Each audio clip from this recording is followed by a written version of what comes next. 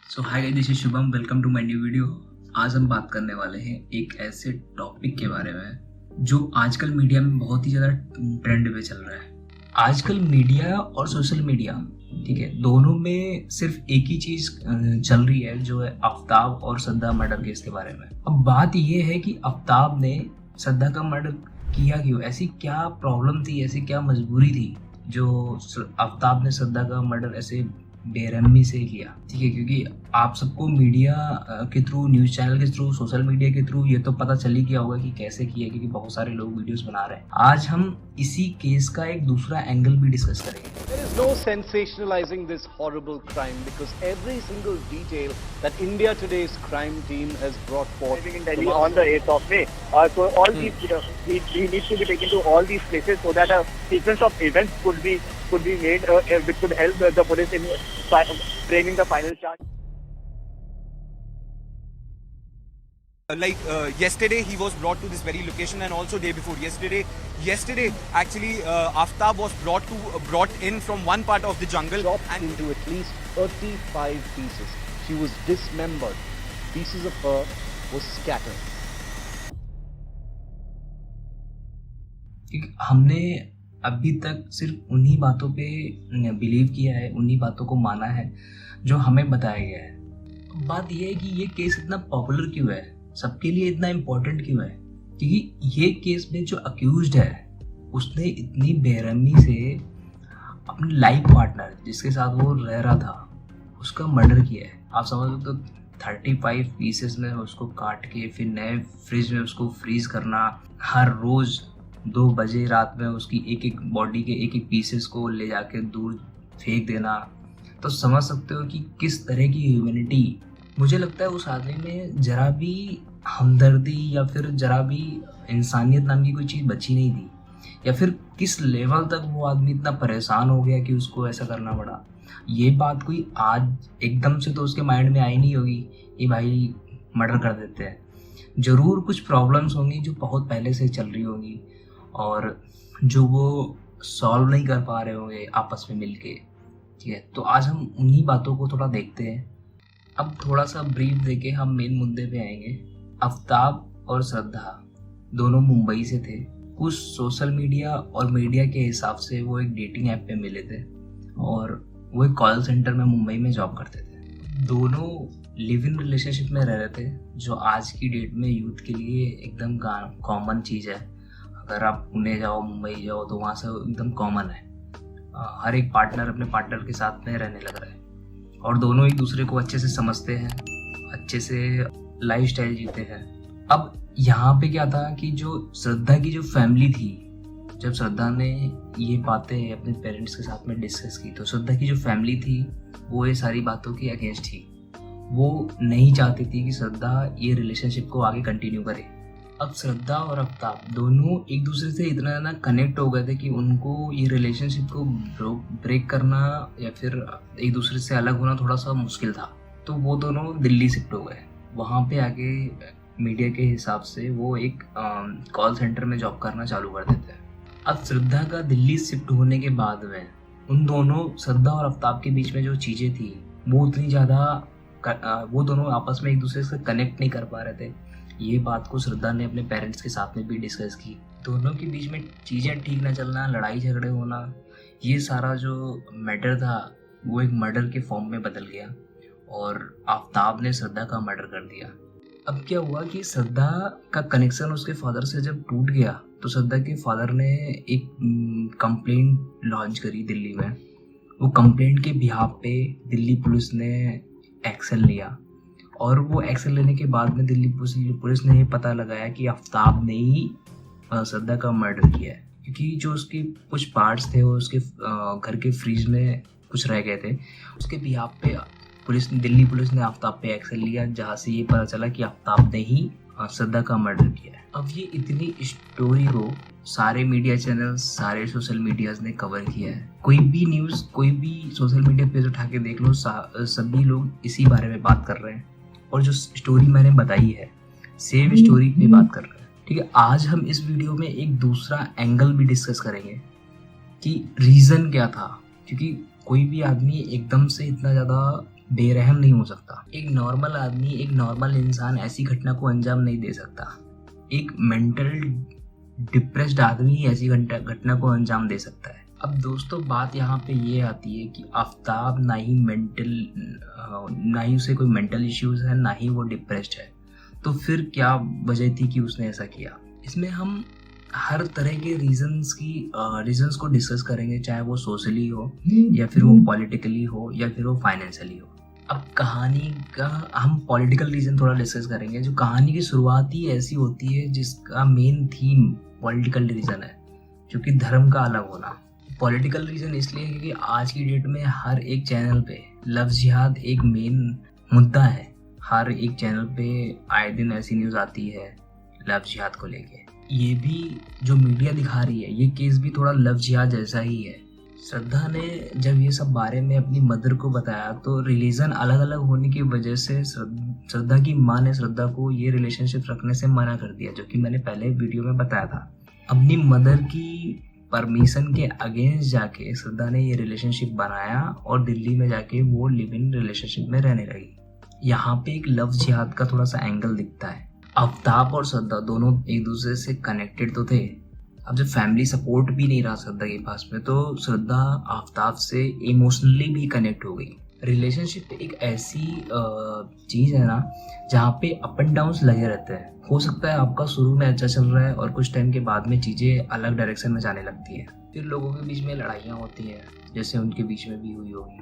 श्रद्धा का अकेले रहना कहीं ना कहीं श्रद्धा को फ्यूचर की टेंशन दे रहा था, और वो बार बार आफ्ताब पे शादी का प्रेशर डाल रही थी, और आफ्ताब शादी के लिए रेडी नहीं था।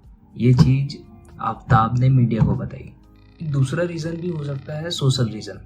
हमें सोसाइटी में भले ही लिव इन रिलेशनशिप को इनकी एक्सेप्टेंस मिल गई हो, गवर्नमेंट से भले ही हमें लिव इन रिलेशनशिप की एक्सेप्टेंस मिल गई हो, लेकिन अभी भी हमारी सोसाइटी में लिव इन रिलेशनशिप की एक्सेप्टेंस नहीं मिली है। अभी भी नॉर्मल लाइफ में सोसाइटी के रूल्स, सोसाइटी के लॉज चलते हैं और लोगों को उन्हें ही फॉलो करना पड़ता है, और ऐसे में हर किसी को सोसाइटी के फेवर में ही काम करना पड़ता है। कुछ लोग कर पाते हैं, कुछ लोग नहीं कर पाते हैं, और कुछ लोग श्रद्धा जैसे होते हैं जो नहीं कर पाते हैं। श्रद्धा को लिव इन में रहने के बाद में सोसाइटी एक्सेप्टेंस का थोड़ा सा डर रहा होगा। ऐसा भी नहीं है कि आफ्ताब को पहले कभी गुस्सा नहीं आया होगा, अचानक से गुस्सा आया और उसने मर्डर कर दिया। हो सकता है कि आफ्ताब ने श्रद्धा को पहले भी हैरेस किया हो। अगर ऐसा भी हुआ था तो फिर श्रद्धा आफ्ताब के साथ में क्यों रह रही थी? इसके भी दो रीज़न है, वो मैं यहाँ पे डिस्कस करता हूँ। श्रद्धा का लिव इन में रहना उसके दोस्तों को भी पता था। ऐसे में श्रद्धा को ये डर था कि अगर मैं ये रिलेशनशिप से हटती हूँ, बाहर जाती हूँ, तो मेरे फ्रेंड सर्कल में सबको पता चल जाएगा और हो सकता है मुझे कोई बाद में एक्सेप्ट ना करे। ये एक डर सब में होता है। हम भी कभी किसी साथ में कमिटेड होते हैं और काफ़ी लंबे टाइम तक कमिटेड होते हैं, तो हमें एक डर रहता है कि यार इतने टाइम तक तुम उसके साथ में थे, अचानक क्या हो गया कि तुम अलग हो गए। या फिर कभी कभी ऐसा भी डर लोगों को होता है कि अगर मैं लिव इन में हूँ, लड़कों को फ़र्क नहीं पड़ता लेकिन लड़कियों को पड़ता है। अगर कोई लड़की लिव इन में है और उसके फ्रेंड सर्कल में सबको पता है, तो हो सकता है उस पर एक मेंटल प्रेशर रहता है कि अगर मैं ये रिलेशनशिप को ख़त्म करती हूँ तो मुझे कोई बाद में एक्सेप्ट नहीं करेगा। हालांकि अभी आज की टाइम में हम इतना ज़्यादा आगे जा चुके हैं, कुछ लड़कों को ये चीज़ों से फ़र्क नहीं पड़ता कि जो मेरा पार्टनर है वो किसी के साथ में रिलेशनशिप में होके आया है, लिव इन में होके आया है, ये कैसे आया है, वो उनके प्रेजेंट में बिलीव करते हैं और उनके प्रेजेंट में रहना चाहते हैं। लेकिन समटाइम्स क्या होता है, सामने वाले को ये हमेशा बात अंदर से दबा के रखती है और वो ये चीज़ में एक्शन नहीं ले पाते। हो सकता है श्रद्धा के साथ में भी ऐसा हुआ हो कि वो उस टाइम पे एक्शन ना ले पाई हो, उसने अपने दिमाग की सुनी, दिल की नहीं सुन के दिमाग की सुनी। एक रिपोर्ट आई थी, उस रिपोर्ट के हिसाब से उस रिपोर्ट में ना गैस लाइटिंग के बारे में बात हुई थी। इस रिपोर्ट में ये बताया गया था कि गैस लाइटिंग एक साइकोलॉजिकल फिनोमिना है जिसे पॉलिटिक्स और रिलेशनशिप में यूज़ किया जाता है। जब एक पर्सन गैस लाइटिंग से गुजरता है तो वो एंजाइटी, कन्फ्यूज़न और उसके खुद पे जो कॉन्फिडेंस होता है वो बहुत ही ज़्यादा लूज़ हो जाता है। ऐसे में जो अपराधी होता है वो इस चीज़ का फ़ायदा उठाते हैं और जो विक्टिम होता है उसको इस चीज़ का सफ़र करना पड़ता है। एक टाइम के बाद में अपराधी विक्टिम का ट्रस्ट जीतने के बाद में विक्टिम को टॉर्चर करना चालू कर देता है। हो सकता है श्रद्धा के साथ में भी कुछ ऐसा ही हुआ हो, क्योंकि श्रद्धा के एक क्लोज फ्रेंड ने मीडिया को ये बताया कि आफ्ताब से मिलने के बाद में श्रद्धा काफ़ी ज़्यादा चेंज हो गई थी। वो काफ़ी ज़्यादा शांत हो गई थी और लोगों से मिलना बात करना उसने एकदम बंद कर दिया था। तीसरा एक मेन रीज़न है इकोनॉमिकल रीज़न। दोनों की जॉब की बात करें तो दोनों कॉल सेंटर में जॉब करते थे, जिसमें कोई भी जॉब सिक्योरिटीज़ नहीं थी। जो मैंने बार बार बोला है अपने सारे वीडियोस में कि गवर्नमेंट को ऐसे क्लॉज लाने चाहिए कि हर एक प्राइवेट सेक्टर में एटलीस्ट थोड़ी सी जॉब सिक्योरिटी तो रहे ही। श्रद्धा मुंबई से दिल्ली शिफ्ट होने के बाद में जॉब नहीं कर रही थी, सिर्फ आफ्ताब जॉब कर रहा था। आफ्ताब के हिसाब से दोनों के बीच में जब झगड़े होते थे तो पैसे के लिए होते थे। एक बैंक स्टेटमेंट के हिसाब से आफ्ताब ने श्रद्धा के अकाउंट पे 54,000 अमाउंट ट्रांसफ़र किया था। ये सारा मैटर देखने के बाद में एक चीज़ ये पता चलती है कि दोनों को जॉब की इनसिक्योरिटी थी। अब इससे ये पता चलता है दोनों फाइनेंशियली इतने ज़्यादा स्ट्रांग नहीं थे, स्टेबल नहीं थे। हो सकता है इस वजह से वो दोनों मेंटली भी स्ट्रांग नहीं थे। हालांकि रीज़न कोई भी हो, एक इंसान ने मर्डर किया है और मुझे भरोसा है एडमिनिस्ट्रेशन पे, जुडिशरी पे, वो एक अच्छा निर्णय लेंगे और जो अक्यूज्ड है उसको सज़ा मिलेगी। लेकिन बात यहाँ पे ख़त्म नहीं होती। थोड़ा सा आज यहाँ पे ये भी समझ लेते हैं हमारे इंडिया में, हमारे समाज में मीडिया का क्या रोल है। क्राइम बड़ा है तो अक्यूज्ड को पनिशमेंट मिलेगी ही मिलेगी, लेकिन हमारी मीडिया, हमारा समाज क्राइम और अक्यूज्ड की तो बात कर ही नहीं रहे। इनको इससे मतलब नहीं है क्राइम क्या है, ठीक है, और अक्यूज्ड कौन है। मीडिया को फ़र्क पड़ता है रिलीजन क्या है, और अगर रिलीजन है, ये रिलीजन से है तो वो अक्यूज्ड है, और अगर वो एक पर्टिकुलर रिलीजन से नहीं है तो उसके बारे में कोई बात नहीं करेगा। एग्जाम्पल के तौर पे एक चीज़ बताता हूँ। गाजियाबाद में एक चंद्रवीर नाम के आदमी की मिसिंग रिपोर्ट थाने में दर्ज हुई। चंद्रवीर के भाई को कुछ दिन बाद पता चला कि उसके भाई की डेथ हो गई है और ये केस जो था यहीं पे क्लोज हो गया।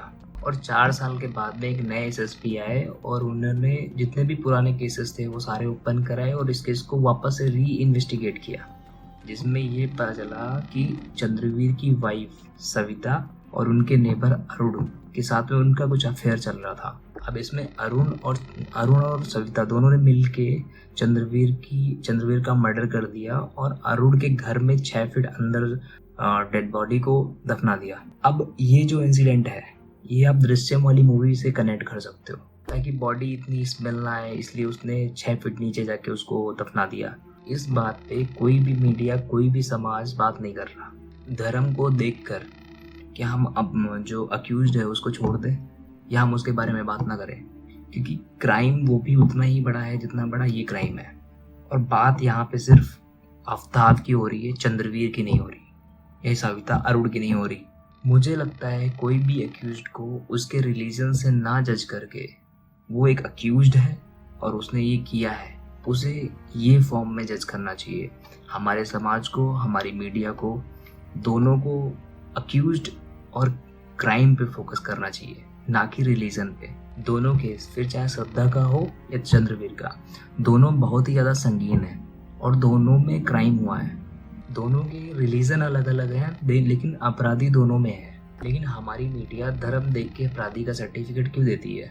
ऐसे देश में जहाँ पे मीडिया को संविधान का 4th पिलर बताया गया है और वो आज लोगों को मेन इश्यू पे बात करने के बजाय लोगों को गुमराह कर रही है, लोगों को अच्छी चीज़ों से अवेयर करने के बजाय उनको मिसलीड कर रही है।